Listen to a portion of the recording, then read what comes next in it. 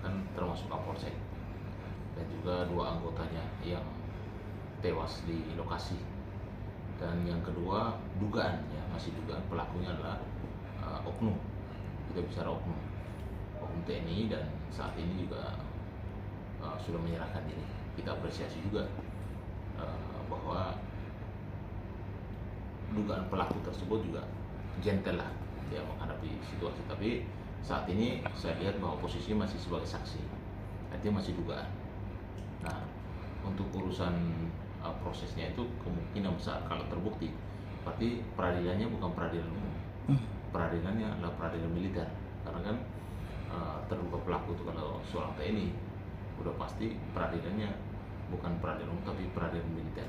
Dan kita tunggu saja, karena dari saya lihat bahwa dari petinggi militer TNI juga sudah berstatement bahwa semua harus ada penegakan hukum siapapun pelakunya. Itu peradilan militer kan memang khusus untuk anggota TNI ya, yang mungkin ada tindakan pidana atau mungkin kasus-kasus yang lain. Itu memang karena dia memang TNI itu punya undang-undang sendiri, undang-undang TNI. Jadi apapun masalah dengan TNI, personilnya itu peradilannya adalah peradilan militer. Memang agak berbeda dengan peradilan umum, tapi sebenarnya sama, itu arahnya ke penegakan hukum. Kalau misalnya posisi yang bersangkutan, contoh kayak kemarin ya, contoh kayak Kapolres Ngada, kan semua harus ikuti dulu sidang kode etiknya. Kalau sidang kode etik bahwa dia tersangka, udah pasti dia harus dicopot, ya kan? Apakah peringatan, apakah dia turun pangkat atau dipecat? Tapi dia masih ada hak banding. Termasuk juga TNI pasti ada sidang kode etik dulu, apakah benar mereka terbukti, dan pasti ada tindakan-tindakan yang sudah diatur. Apakah ini peringatan, apakah ada penurunan pangkat atau administrasi dia ke depan seperti apa. Tapi kalau berat pasti hukumannya dipecat. Tapi ada juga diberikan hak untuk banding. Jadi kita harus sadari bahwa pasal 303 judi itu dilarang. Jadi, mau judi darat, bahkan sekarang judi online kan lagi diberantas ya. Apalagi judi darat, memang tidak di Indonesia itu tidak diperbolehkan. Apalagi kalau ada oknum yang terlibat, apalagi dugaan membekini atau ikut terlibat dalam main judi, itu tidak diperbolehkan. Udah pasti kalau misalnya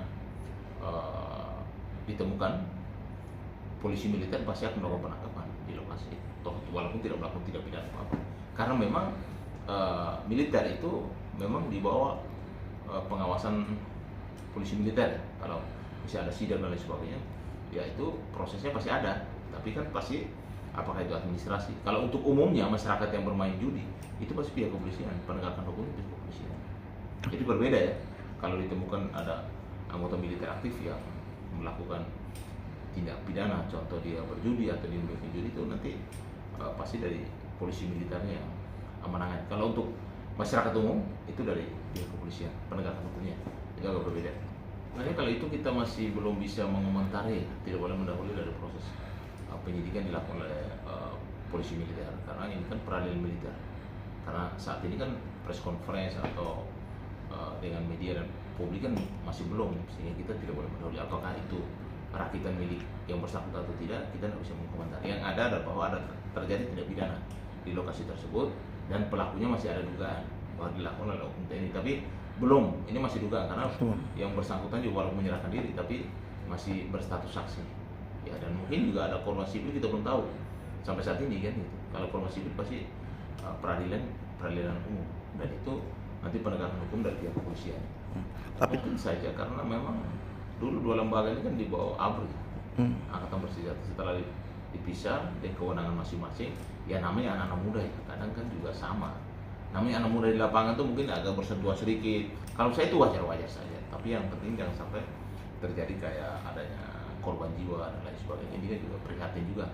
Kita sebagai warga negara kan harusnya 2 institusi ini kan harusnya bersinerginya dengan benar-benar baik ya. Karena sebenarnya kalau pimpinan-pimpinannya sampai saat ini sinerginya luar biasa baik, hubungannya baik. Bahkan di setiap tugas walaupun di medan perang, polisi dan TNI itu selalu sinergi dalam hal penegakan hukum dan penegakan teritorial.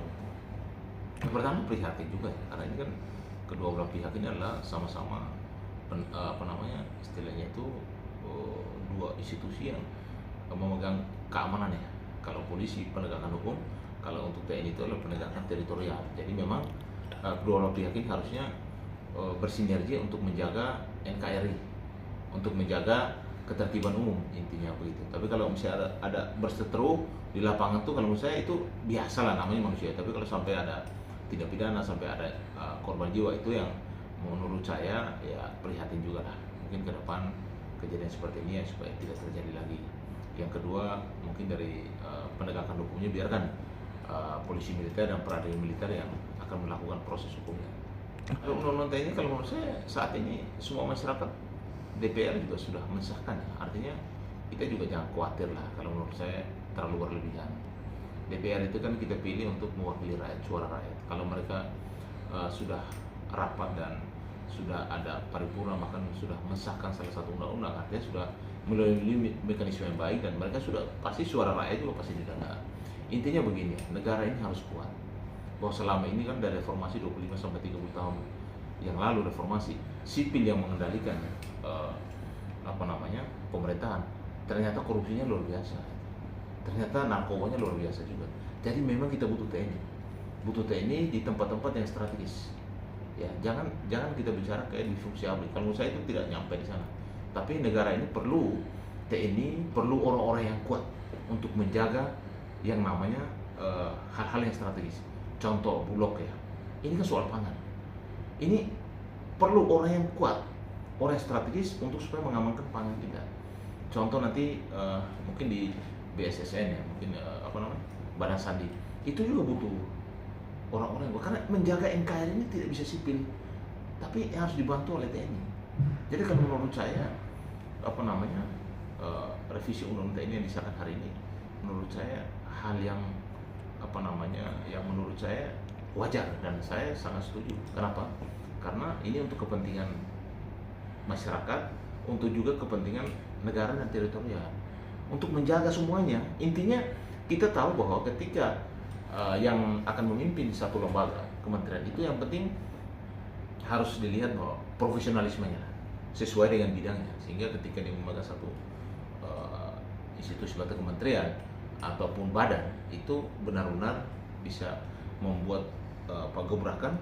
Contoh kayak narkoba, TNI kan juga saat ini juga dalam hal penegakan urusan pemberantasan narkoba juga akan dilibatkan, karena ini trans internasional, butuh memang sinergi sama TNI. Butuh, kan menurut saya pemberantasan narkoba, korupsi itu butuh TNI.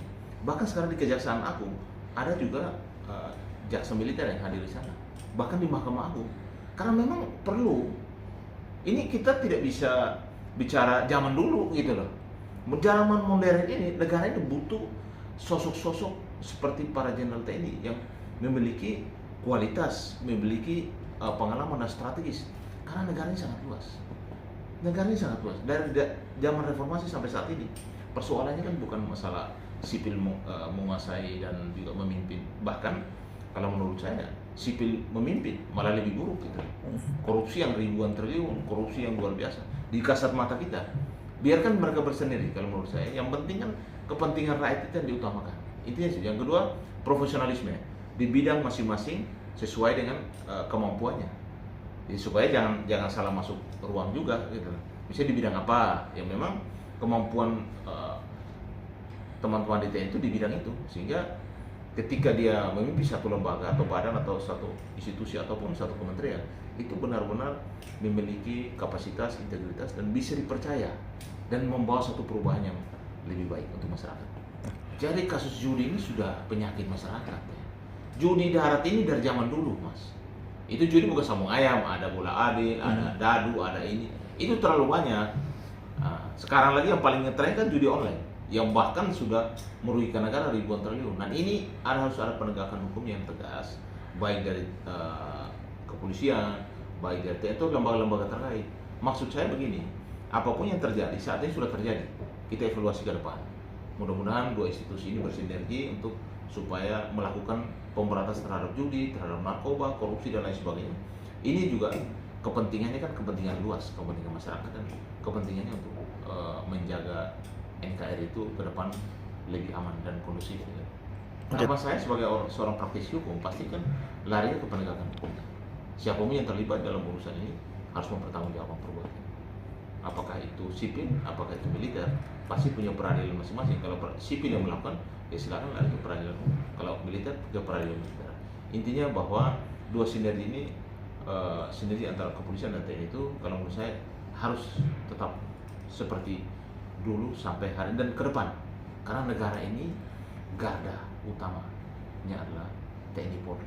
Nah, mereka tidak boleh berseteru, tapi mereka harus kompak satu persisi untuk menjaga NKRI lebih baik ke depan. Itu nomor satu. Mereka dua ini, dua institusi yang nomor satu. Intinya penegakan hukum dan penegakan teritorial. Kepentingannya adalah masyarakat dan kepentingan